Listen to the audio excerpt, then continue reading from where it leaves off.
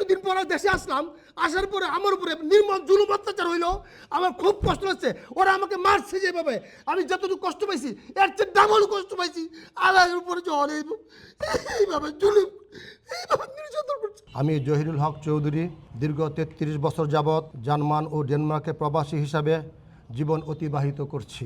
একজন প্রথম শ্রেণীর রেমিটেন্স যোদ্ধা হিসেবে প্রতি মাসে গড়ে ৩ লাখ টাকা দেশে পাঠিয়ে মাতৃভূমির অর্থনীতিতে অবদান রাখার চেষ্টা করেছি।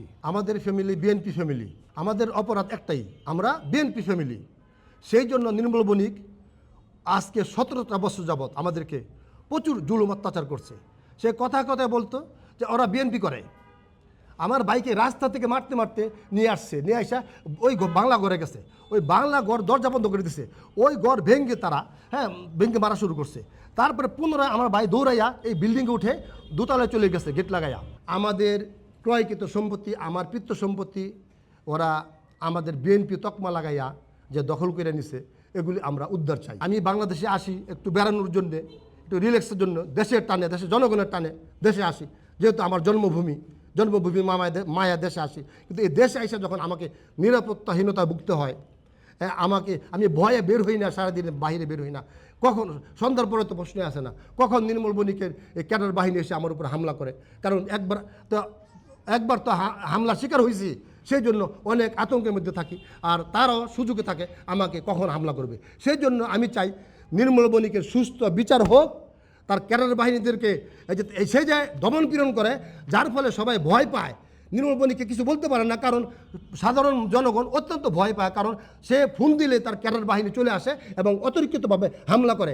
এরকমভাবে হামলা করে যে তার হামলা দেখে যেন অন্যরা তার বিরুদ্ধে কোনো প্রকার কথা বলতে না পারে। আজকে আমি এতদিন পরে দেশে আসলাম, আসার পরে আমার উপরে নির্মম জুলুম অত্যাচার হইলো।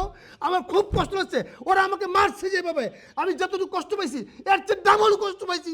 আল্লাহর উপরে জ্বর এইভাবে জুলুম, এইভাবে নির্যাতন করছে। আমি কাপাসে মানুষকে কত ভালোবাসি। আজ বিদেশ থাকি, একটা মানুষের সাথে 1 মাস 2 মাস কথা বলার সুযোগ হয় না, অনেক ব্যস্ত থাকি। একটা মানুষ বাংলাদেশি দেখলে তার সাথে ইচ্ছা করে আগ্রহ করে কথা বলতে ইচ্ছা করে।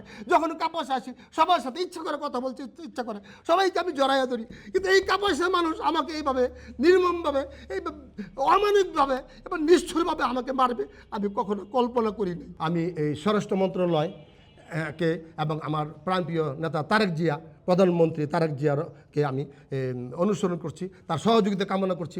আমাকে যেন নিরাপত্তা দেওয়া হয় এবং আমি যেন বুক ফুলিয়ে প্রাণ খুলে আমার দেশের জনগণের সাথে চলতে পারি, দেখা করতে পারি, ঘুরতে পারি, বেড়াতে পারি। দেশে এসে আমার জন্য কোনো প্রকার হুমকির সম্মুখীন হতে না হয়, আমার পুনরায় যেন আমাকে আর মার খেতে না হয়।